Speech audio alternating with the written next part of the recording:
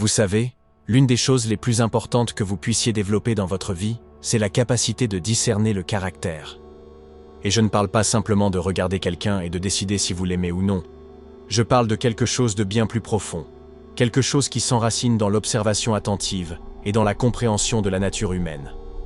Car voici la réalité, il y a des personnes dans ce monde qui n'ont pas vos intérêts à cœur. Cela peut sembler dur, mais c'est une vérité malheureuse. Certaines personnes sont malveillantes, certaines sont trompeuses, certaines vous manipuleront, non pas parce qu'elles sont perdues ou confuses, mais parce qu'elles prospèrent activement dans la destruction. Et si vous ne reconnaissez pas les signes avant-coureurs, vous inviterez ces personnes dans votre vie en pensant qu'elles sont des amis, des partenaires ou des mentors, alors qu'en réalité, elles sont des obstacles, des barrières entre vous et la personne que vous vous efforcez de devenir. Maintenant vous pensez peut-être, eh bien, j'aimerais croire en la bonté des gens, j'aimerais présumer le meilleur. Et c'est noble, c'est admirable, mais c'est aussi naïf. Parce que supposer le meilleur chez quelqu'un sans évaluer ses actions n'est pas de l'optimisme, c'est de l'aveuglement, et l'aveuglement est dangereux. Parce que quand vous ne voyez pas clairement, vous tombez dans des pièges, vous vous faites tromper, et avant de vous en rendre compte, vous êtes empêtré dans des relations ou des environnements qui vous épuisent, vous démoralisent, et parfois même vous brisent. Alors, comment développer cette conscience ? Comment vous entraîner à reconnaître ceux qui agissent de mauvaise foi ? Eh bien, la première chose que vous devez faire est de prêter attention, une réelle attention à la façon dont les gens agissent, pas seulement à ce qu'ils disent. C'est crucial, parce que les mots sont faciles, parler ne coûte rien, et les mauvaises personnes, particulièrement celles qui manipulent, sont souvent extraordinairement douées pour utiliser les mots afin de masquer leur vraie nature. Elles vous diront exactement ce que vous voulez entendre. Elles se présenteront comme gentilles, généreuses, sages, mais si vous êtes attentif, si vous regardez vraiment ce qu'elles font, vous commencerez à voir les fissures dans la façade. L'un des signes les plus fiables d'une mauvaise personne est l'incohérence. Leurs paroles et leurs actions ne correspondent pas. Elles promettent la loyauté, mais trahissent la confiance quand cela les arrange. Elles prêchent la vertu, mais vivent dans la tromperie. Elles prétendent vous soutenir, mais leurs actions vous sapent. Et voici l'astuce, elles ne veulent pas que vous remarquiez cette divergence. En fait, elles comptent sur le fait que vous ne la remarquerez pas. Elles supposent que vous ne serez pas assez attentif pour voir le passé. Mais si vous cultivez la conscience, si vous vous entraînez à observer plutôt que simplement écouter, vous commencerez à repérer ces incohérences. Et une fois que vous les voyez, vous ne pouvez plus les ignorer. Un autre signe clé à surveiller est la façon dont une personne traite ceux qui ne peuvent rien faire pour elle. C'est un test majeur de caractère car n'importe qui peut être gentil quand c'est bénéfique. N'importe qui peut prétendre être généreux quand il sait qu'il recevra quelque chose en retour. Mais si vous voulez voir la vraie nature d'une personne, regardez comment elle traite ceux qui sont en dessous d'elle en termes de statut. Comment parle-t-elle à la serveuse au restaurant ? Comment se comporte-t-elle envers le concierge de son bureau ? Comment réagit-elle quand il n'y a aucun gain potentiel à ses actions ? Une personne qui est cruelle envers les plus faibles révèle quelque chose de fondamental sur son âme. Cette cruauté ne restera pas confinée à ceux qui sont en dessous d'elle pour toujours. Elle se répandra dans tous les domaines de sa vie. Et si vous vous approchez trop, vous deviendrez une cible. Maintenant, parlons de la tromperie, car la manipulation et la duperie sont les armes des mauvaises personnes. C'est ce qu'elles utilisent pour contrôler les autres, pour obtenir ce qu'elles veulent, sans révéler leurs véritables intentions. Et ce qui est effrayant, c'est que beaucoup de ces personnes sont très habiles dans la tromperie. Elles ont passé des années, parfois des décennies, à affiner leur capacité à tordre la réalité en leur faveur. Et si vous n'êtes pas prudent, si vous n'êtes pas vigilant, vous pouvez tomber dans leur piège. L'une des tactiques de manipulation les plus courantes est le gaslighting. Vous avez probablement entendu ce terme ici et là, mais définissons-le clairement. Le gaslighting, c'est quand quelqu'un déforme votre perception de la réalité pour vous faire douter de votre propre jugement. C'est une guerre psychologique. Et c'est incroyablement efficace parce que si quelqu'un peut vous faire remettre en question votre propre mémoire, vos propres perceptions, vos propres sentiments, alors cette personne peut vous contrôler. Elle peut vous faire croire tout ce qui lui convient. Elle peut se présenter comme la victime alors qu'elle était l'agresseur. Elle peut vous convaincre que vous surréagissez alors que vous réagissez raisonnablement. Et avec le temps, cela déforme votre capacité à vous faire confiance. Et quand vous ne pouvez pas vous faire confiance, vous êtes perdu. Alors, comment vous protéger de la tromperie ? Comment vous garder de la manipulation ? La première étape est de faire confiance à votre instinct. Si quelque chose semble bizarre dans une interaction, s'il y a une divergence entre ce qui est dit et ce qui se passe réellement, faites attention à ce sentiment. Ne l'ignorez pas. Ne le rationalisez pas. Votre subconscient est incroyablement doué pour repérer les incohérences. Même si vous ne pouvez pas les articuler immédiatement, la deuxième étape est de vous demander « Cette personne me fait-elle me sentir confus ?» C'est important parce que lorsque vous avez affaire à une personne honnête et directe, les choses sont claires. La communication est directe. Vous savez où vous en êtes. Mais quand vous avez affaire à un manipulateur, il y a toujours ce brouillard persistant de confusion. Un moment, ils sont chaleureux et affectueux. Le moment d'après, ils sont froids et distants. Un moment, ils vous félicitent. Le moment d'après, ils vous rabaissent. Et vous commencez à vous demander, est-ce que je suis le problème ? Est-ce que j'imagine des choses ? Non, vous n'imaginez pas les choses. Cette confusion est intentionnelle. C'est une tactique. Et si vous vous retrouvez dans une relation, qu'elle soit personnelle ou professionnelle, où vous remettez constamment en question votre réalité, c'est un signal d'alarme majeur. La troisième étape consiste à observer comment une personne réagit lorsqu'elle est confrontée à la vérité. C'est un test crucial car les bonnes personnes, les personnes décentes et honnêtes, peuvent reconnaître quand elles ont commis une erreur. Elles peuvent admettre quand elles ont tort. Mais une mauvaise personne, un manipulateur, n'admettra jamais sa faute. Au lieu de cela, elle déviera. Elle rejettera la faute. Elle retournera la conversation et soudainement fera de vous le problème. Vous soulevez une préoccupation valide et au lieu d'y répondre, elle explose de colère. Elle vous fait culpabiliser. Elle vous fait sentir que vous aviez tort de l'avoir évoqué en premier lieu. Ce n'est pas une résolution normale de conflit. C'est de la manipulation émotionnelle. Alors, que faites-vous quand vous reconnaissez ces comportements ? La réponse est simple, mais pas facile. Vous prenez vos distances. Vous établissez des limites. Vous ne vous engagez pas dans des arguments avec des personnes qui sont déterminées à déformer la réalité, parce que vous ne gagnerez pas.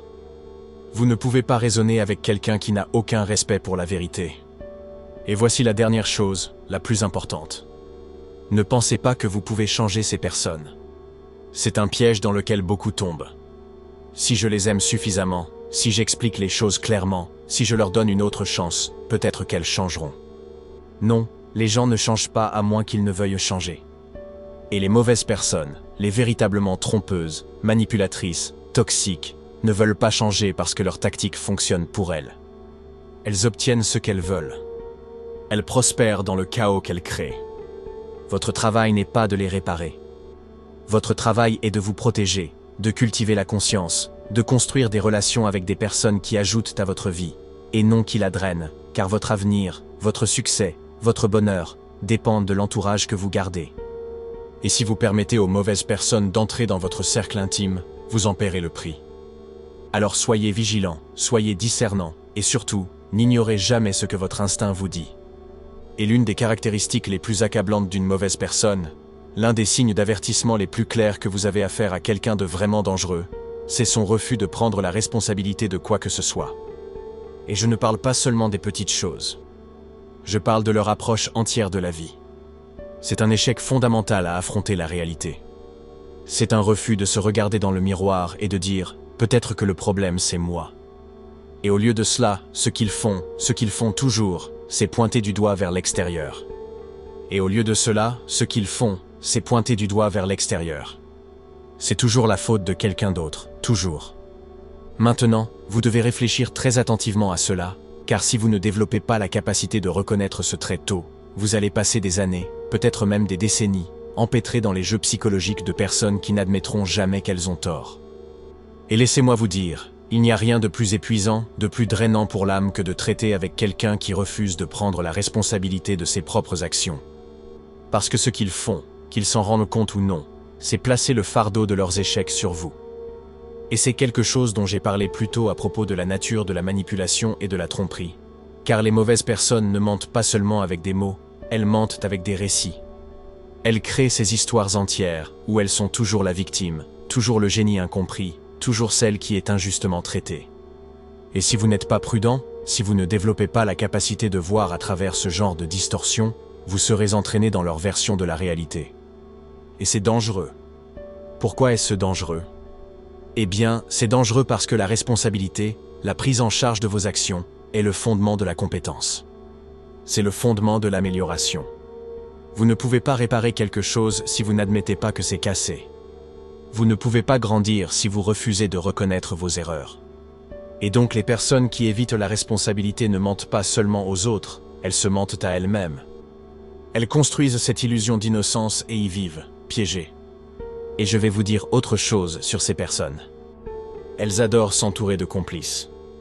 Elles ont besoin de complices parce qu'au fond, elles savent que sans quelqu'un pour absorber le blâme, sans quelqu'un pour porter leurs échecs, toute leur illusion s'effondrerait. Alors elles recherchent des personnes, souvent des personnes bonnes, au grand cœur, consciencieuses, qui sont prêtes à porter la responsabilité pour elles. Et c'est une chose très intéressante parce que les bonnes personnes, les personnes avec un fort caractère moral, deviennent souvent des cibles pour celles qui refusent de prendre la responsabilité de leurs propres actions. Et vous pourriez vous demander, pourquoi cela arrive-t-il? Pourquoi les mauvaises personnes sont-elles si attirées par les bonnes personnes? Eh bien, c'est simple. Les mauvaises personnes ont besoin des bonnes pour survivre. Si vous êtes quelqu'un qui a de l'intégrité, qui croit en l'équité, qui essaie de voir le meilleur chez les autres, alors vous êtes exactement le genre de personne qu'un manipulateur ou un déplaceur de blâme veut autour de lui, parce que vous ferez des excuses pour lui. Vous direz « Oh, eh bien, peut-être qu'ils ont eu une enfance difficile, ou peut-être qu'ils ont juste besoin de plus de temps pour grandir. » Et pendant ce temps, ils continueront à vous utiliser comme un bouclier contre la réalité. Allons maintenant plus loin. Que se passe-t-il quand quelqu'un refuse de prendre la responsabilité de ses actions? Quel genre de personne devient-il avec le temps? Eh bien, il devient rancunier. Et le ressentiment est l'un des états psychologiques les plus toxiques qu'une personne puisse habiter. Voyez-vous, si vous traversez la vie en blâmant tout le monde pour vos problèmes, alors vous finirez par croire que le monde lui-même est injuste. Vous finirez par croire que les autres conspirent contre vous. Et une fois que vous croyez cela, eh bien, vous vous sentez justifié de faire toutes sortes de choses terribles. C'est là que vous avez des personnes qui manipulent les autres, non seulement pour éviter le blâme, mais pour punir ceux qu'ils perçoivent comme responsables de leur souffrance. C'est là que vous avez des personnes qui sabotent des relations, détruisent des amitiés, sapent leurs collègues au travail, tout cela parce qu'elles se sont convaincues que la vie a été injuste envers elles. Et ce qui est si tragique, c'est que plus elles refusent de prendre leurs responsabilités, plus leur situation s'aggrave. Parce que, regardez, la vie est déjà assez difficile, même quand vous prenez l'entière responsabilité de tout ce que vous faites. Même quand vous êtes discipliné, honnête, quand vous essayez constamment de vous améliorer, la vie reste difficile. Mais si vous rejetez la responsabilité, alors la vie ne devient pas seulement difficile, elle devient un enfer. Parce que chaque fois que vous évitez le blâme, chaque fois que vous refusez d'apprendre d'une erreur, chaque fois que vous déplacez le fardeau sur quelqu'un d'autre, vous perdez en réalité le contrôle de votre propre destin. Vous savez, je vois beaucoup cela chez les personnes qui ont une mentalité de victime. Elles disent des choses comme « Eh bien, je ne peux pas réussir parce que le système est truqué » ou « Je ne suis pas heureux parce que d'autres personnes continuent de me rabaisser ». Mais ce qu'elles ne réalisent pas, c'est que chaque fois qu'elles disent cela, elles renforcent leur propre impuissance. Elles s'apprennent qu'elles n'ont aucun contrôle sur leur vie. Et une fois que vous commencez à croire cela, une fois que vous vous convainquez que vous n'êtes pas l'agent principal de votre propre histoire, alors vous devenez une marionnette. Vous devenez un pion dans les récits des autres. Et je vais vous dire autre chose, les mauvaises personnes veulent que vous croyiez que vous n'avez aucun contrôle. Elles veulent que vous pensiez que tout n'est qu'une question de destin, de chance, d'oppression ou de n'importe quelle excuse qu'elles utilisent ce jour-là. Parce que le moment où vous prenez le contrôle de votre propre vie, le moment où vous dites « Non, je suis responsable de là où je suis et je peux faire quelque chose à ce sujet », eh bien, c'est le moment où vous devenez immunisé contre leur manipulation. C'est le moment où vous arrêtez de jouer à leur jeu. Alors que pouvez-vous faire?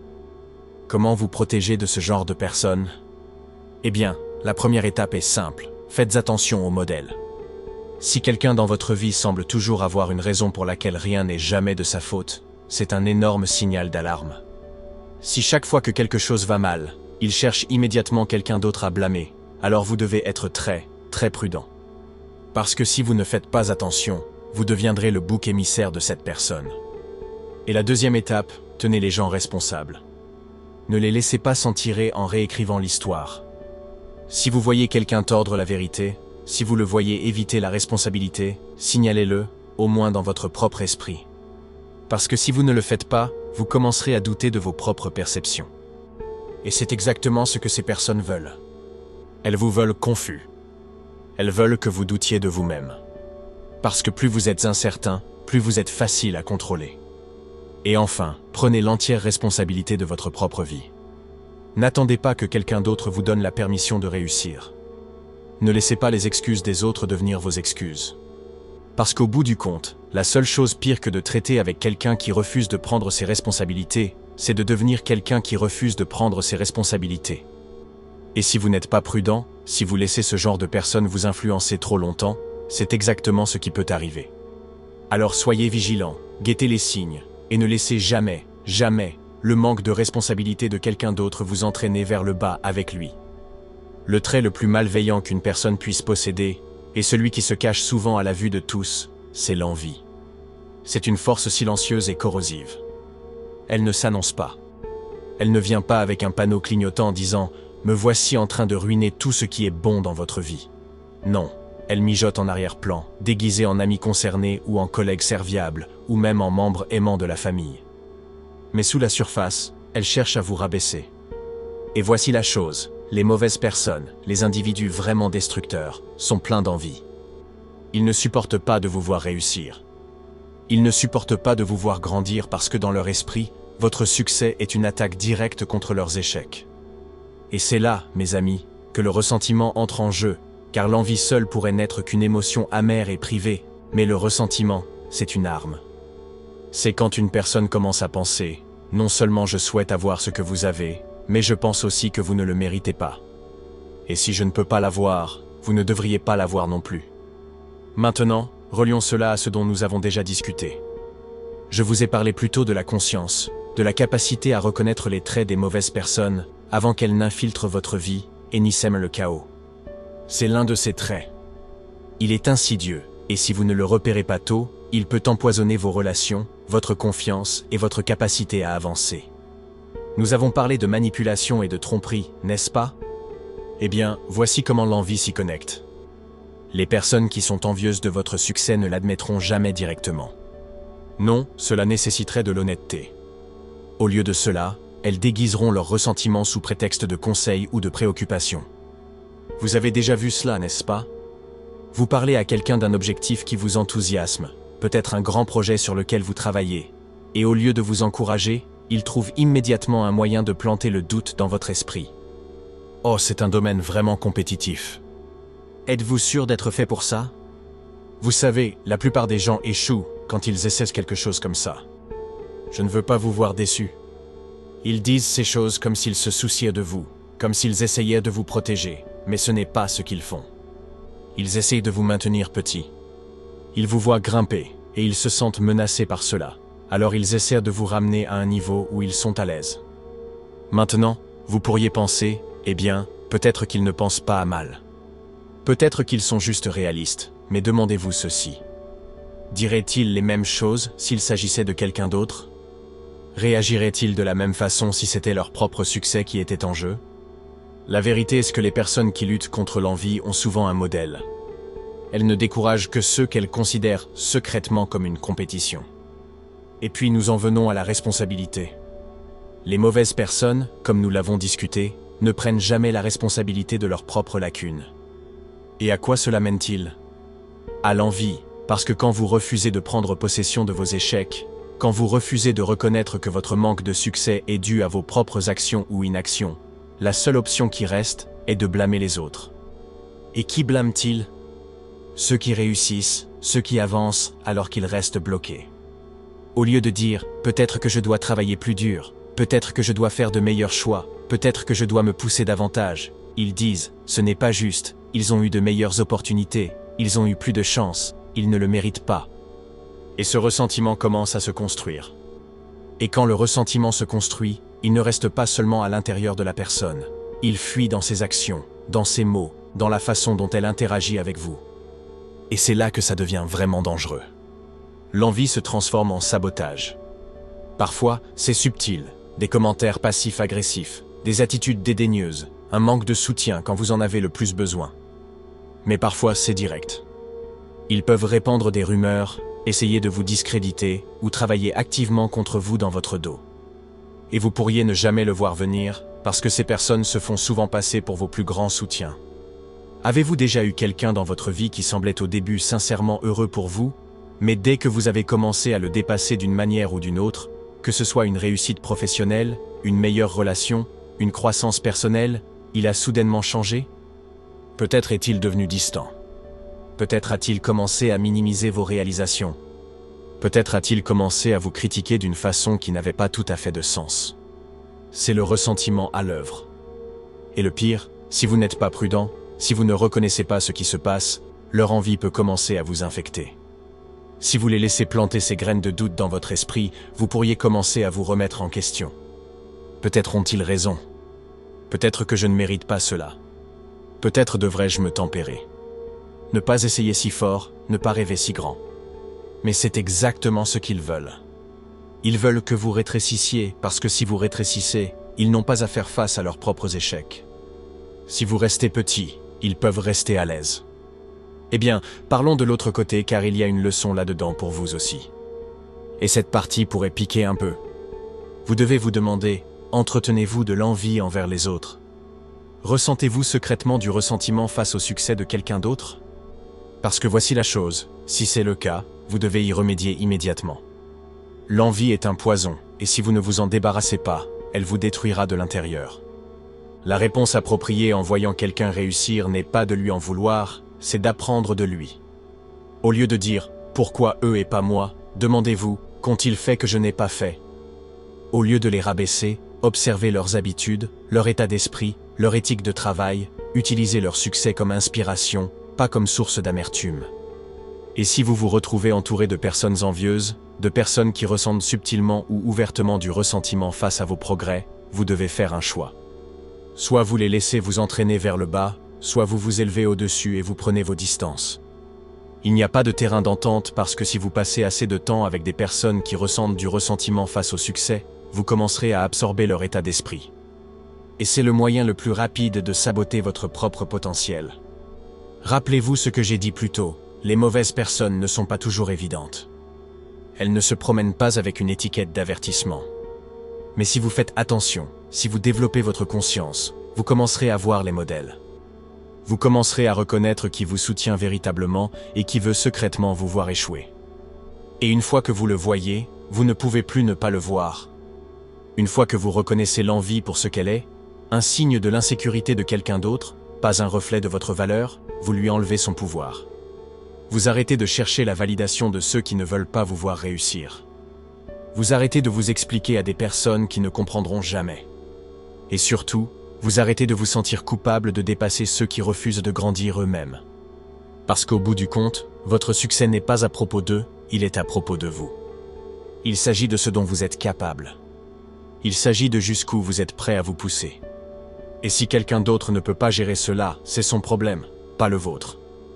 Mais ne laissez pas leur ressentiment devenir votre limitation parce qu'il y a trop en jeu, et vous avez trop de potentiel pour le gaspiller en essayant d'apaiser des personnes qui n'applaudiront jamais pour vous de toute façon.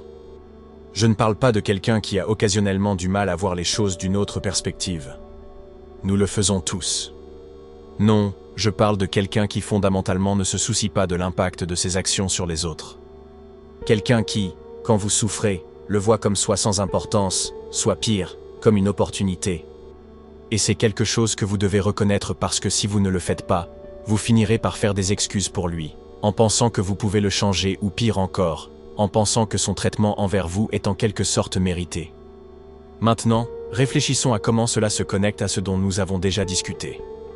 Au début, j'ai parlé de conscience, d'être capable de repérer les signes avant-coureurs. Eh bien, c'est l'un des signes les plus importants de tous, car si vous ne parvenez pas à reconnaître le manque d'empathie de quelqu'un, vous vous exposez à une immense quantité de dommages psychologiques. Les personnes sans empathie ne font pas seulement du mal aux autres par hasard. Elles le font systématiquement et sans remords. Et elles le font de manières qui au début peuvent même ne pas sembler évidentes. Comment cela fonctionne-t-il ? Eh bien, revenons à la deuxième notion clé, la manipulation et la tromperie. Une personne qui manque d'empathie est souvent un maître manipulateur. Pourquoi ? Parce qu'elle ne ressent pas le poids de la responsabilité morale que vous ressentez. Elle ne ressent pas de culpabilité. Elle ne ressent pas de honte. Pas de la façon dont les personnes décentes le font. Si elle vous ment et que vous la prenez, elle ne se sent pas mal à ce sujet. Elle se sent agacée de s'être fait prendre. Et c'est un cadre psychologique entièrement différent. Cela signifie qu'elle tordra la réalité, non seulement pour se protéger, mais pour activement vous contrôler. Avez-vous déjà eu quelqu'un qui vous fait douter de vos propres émotions, de vos propres réactions? Vous lui dites « Hé, ça m'a vraiment fait mal !» et elle vous regarde comme si vous étiez fou. Comme si vous étiez le problème pour l'avoir même mentionné. C'est une tactique. Elle fait cela pour s'assurer que vous ne vous défendrez jamais. Parce que dès que vous commencez à remettre en question vos propres sentiments, votre propre perception de la réalité, vous devenez plus facile à contrôler. Et si elle peut contrôler vos émotions, elle peut contrôler vos actions. Maintenant, relions cela au troisième point, le manque de responsabilité. Pourquoi refusent-ils de prendre la responsabilité de leurs actions? Eh bien, réfléchissez-y. Si vous manquez d'empathie, alors vous ne vous souciez pas vraiment des conséquences de ce que vous faites aux autres. Si vous blessez quelqu'un et qu'il vous en parle, et que vous ne ressentez aucun sentiment interne de culpabilité, pourquoi prendriez-vous jamais la responsabilité? La réponse est que vous ne le feriez pas. Au lieu de cela, vous blâmeriez l'autre personne. Vous déplaceriez l'attention. Vous diriez « Oh, tu es juste trop sensible » ou « Ce n'est pas ce que je voulais dire » ou « Pourquoi es-tu toujours si dramatique ?» Voyez-vous le schéma? C'est une façon de penser fondamentalement dangereuse parce que la responsabilité est ce qui permet aux gens de grandir. Si vous ne pouvez pas admettre que vous avez tort, alors vous ne pourrez jamais vous améliorer. Et si vous ne vous améliorez jamais, vous stagnez, ou pire, vous descendez dans des niveaux de malveillance de plus en plus profonds. Et c'est là que les choses deviennent vraiment mauvaises. C'est là que l'envie et le ressentiment commencent à s'installer. C'est là que nous passons à la quatrième notion clé, l'envie et le ressentiment. Pourquoi une personne qui manque d'empathie tend-elle aussi à être profondément rancunière? Parce que quand vous ne prenez pas la responsabilité de votre propre vie, vous finissez par blâmer tout le monde pour vos échecs. Et quand vous blâmez les autres, vous commencez à leur en vouloir. Vous leur en voulez pour leur succès. Vous leur en voulez pour leur bonheur. Vous leur en voulez pour leur capacité à former des connexions authentiques parce que vous ne le pouvez pas. Et c'est un cycle incroyablement toxique parce qu'il ne détruit pas seulement leur propre vie. Il empoisonne tous ceux qui les entourent. Avez-vous déjà eu quelqu'un dans votre vie qui ne pouvait tout simplement pas être heureux pour vous, qui, chaque fois que vous accomplissiez quelque chose de grand, trouvait un moyen de le faire paraître plus petit ou, pire, vous faisait vous sentir coupable pour cela? C'est du ressentiment. C'est quelqu'un qui voit votre progrès comme une attaque contre lui. Et le pire, c'est que ce sont généralement les personnes les plus proches de vous, amis, famille, collègues, les personnes que vous vous attendez à être vos plus grands soutiens. Mais voici la dure vérité. Certaines personnes préféreraient vous voir échouer, plutôt que de faire face au fait qu'elles n'ont rien fait d'elles-mêmes. Et maintenant, nous revenons à l'empathie parce que quand quelqu'un manque d'empathie, il ne ressent pas seulement ce ressentiment, il agit en conséquence. Il essaiera activement de vous saboter. Parfois, c'est subtil, de petits commentaires conçus pour vous faire douter de vous-même. Parfois, c'est plus évident, répandre des rumeurs, prendre le crédit pour votre travail, ou même essayer de tourner les autres contre vous. Et ce qui est terrifiant, c'est que, parce qu'ils manquent d'empathie, ils ne voient même pas de problème dans ce qu'ils font. Dans leur esprit, ils sont justifiés.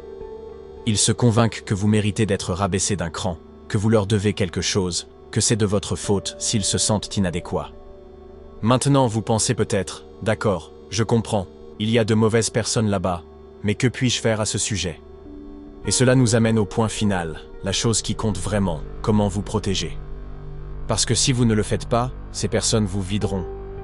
Elles voleront votre temps, votre énergie et votre confiance. Elles vous rendront plus petit, juste pour se sentir plus grande. Et vous ne pouvez pas permettre cela. Alors que faites-vous? La première étape est simple mais difficile. Vous devez être prêt à partir. Et je ne parle pas seulement physiquement, je parle mentalement, émotionnellement, psychologiquement. Vous devez arrêter de chercher leur approbation. Vous devez arrêter d'espérer qu'elles changeront, car elles ne le feront pas à moins qu'elles ne décident de le faire. Et les personnes comme cela le font rarement. Si quelqu'un vous montre qui il est, s'il vous montre maintes et maintes fois qu'il manque d'empathie, qu'il refuse de prendre ses responsabilités, qu'il ressent du ressentiment face à votre succès, vous devez le croire. Et une fois que vous faites cela, une fois que vous prenez la décision de vous éloigner des personnes toxiques, quelque chose d'incroyable se produit. Vous commencez à attirer de meilleures personnes, des personnes qui vous élèvent au lieu de vous rabaisser, des personnes qui célèbrent vos victoires au lieu de leur en vouloir, des personnes qui prennent la responsabilité de leur propre vie au lieu de vous blâmer pour la leur. Et c'est là que la vraie transformation commence, parce que quand vous vous entourez d'individus forts, motivés et gentils, vous devenez l'un d'entre eux. Et soudainement, toute l'énergie que vous gaspillez à essayer de réparer des personnes brisées, elle est redirigée vers la construction de votre propre vie. Mais ne vous y trompez pas, ce n'est pas facile. Cela nécessite du courage, du respect de soi et la volonté d'endurer un peu de solitude, au moins pendant un moment. Parce que quand vous coupez les personnes toxiques de votre vie, il y a un vide. Et ce vide vous tentera de revenir en arrière, de tendre la main, d'essayer une fois de plus de réparer les choses. Ne bougez pas, tenez bon, parce que dans cet espace, dans ce vide, quelque chose de nouveau commencera à croître, quelque chose de meilleur. Et au final, c'est la vraie leçon. C'est le point ultime. Votre vie est trop courte, et votre potentiel est trop grand pour le gaspiller avec des personnes qui ne se soucient pas de vous. Alors soyez impitoyable avec vos limites, soyez discipliné avec votre énergie, et surtout, soyez inébranlable dans votre engagement à devenir la meilleure version de vous-même.